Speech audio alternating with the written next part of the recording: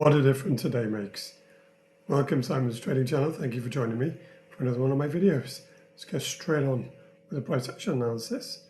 Sorry about my cough. It just won't go. Anyway, yeah, it's a nasty red day for Bitcoin here. I've started on the daily and a couple of different ways of looking at what's going on with volatility.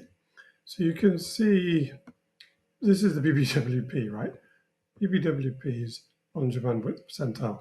It's basically a percentage interpretation of how wide the Bollinger Bands are. So you can see at its highest level here, up around close to 100%.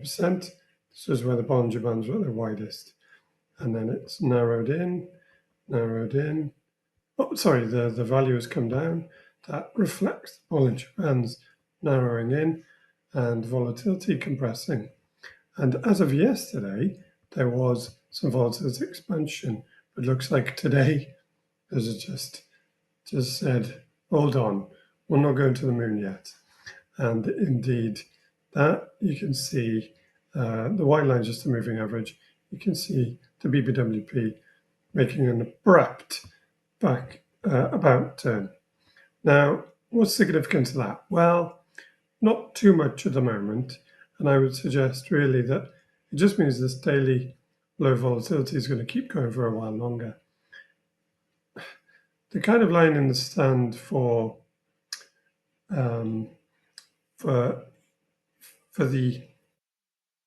uptrend continuation is daily closures above 100,000, so the midpoint of the Bollinger Band. The reason for that is a trending move tends to be one side or the other of the Bollinger Band. So for an uptrending move, price tends to stay above the midpoint of the Bollinger Band, and therefore you can use it as a pivot point. So if Bitcoin starts to close below the midpoint of the Bollinger Band, which is 100,000, it's still just consolidation. But then at that point, in a market of low volatility, there's more chance of volatility picking up with a downside move because the price action is below the midpoint.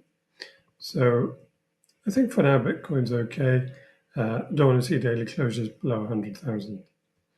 You can see that the momentum on the daily looks like it's going to close red.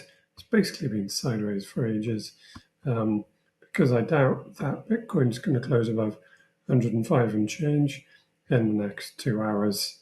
So yeah, sideways. So no increase in volatility, sideways momentum, still to the upside though, and cooling off of the BBWP, which is a volatility matrix. Now the 4 hour, you can see, so the 4 hours is something a little bit different. Oh no, I wanted to point something out before I moved on to the 4 hour. So back over to the daily. This segment here, as each day passes, so this is basically since first part of November. It's been a month of kind of sideways and up, right? And every day that goes by, an impulsive move, either up or down, just reminds me so much of this. And I think you can see what I mean. Sideways and up, living above the Bollinger Band, contraction in volatility, but it never expands to the downside. And then the expansion comes. And this, excuse me, this went on. So after the impulsive move had finished, this went on for 37 days, so just over a month. That's also very similar to the price action we're seeing.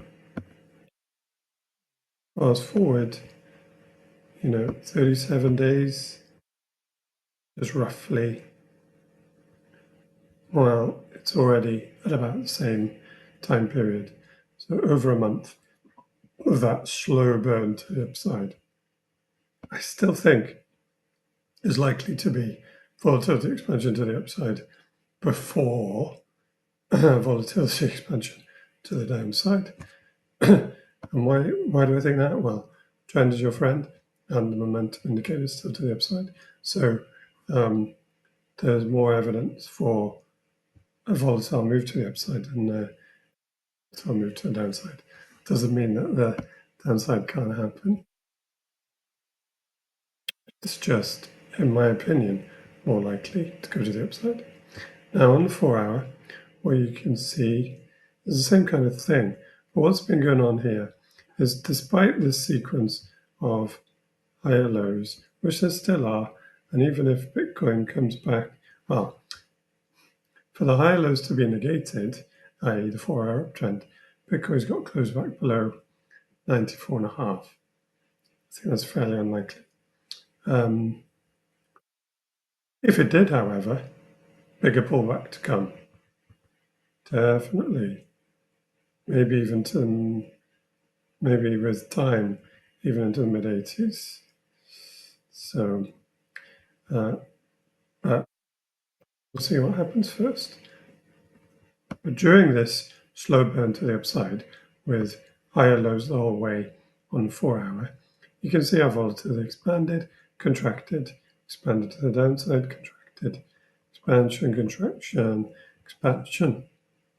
And depends where this 4-hour candle closes, with 3.5 hours to go. Because if it closes back up around sort of 102,500, there won't be any volatility expansion to the downside, and therefore there'll be volatility contraction.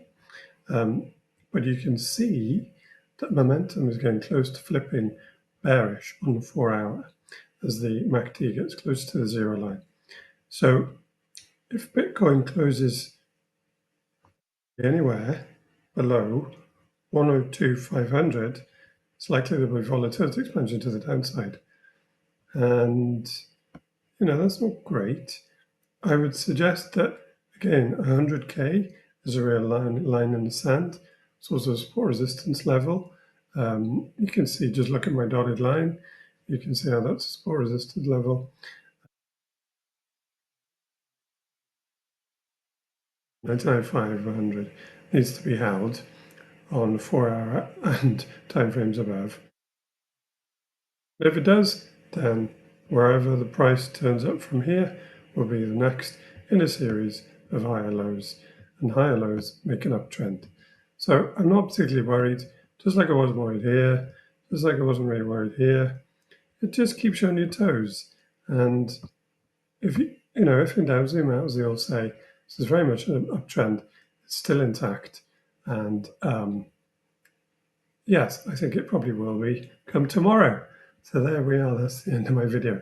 Hope you've enjoyed it. If so, please like and subscribe. Give me a thumbs up and join me tomorrow. And we'll see what's going on with my Bitcoin. Thank you and goodbye.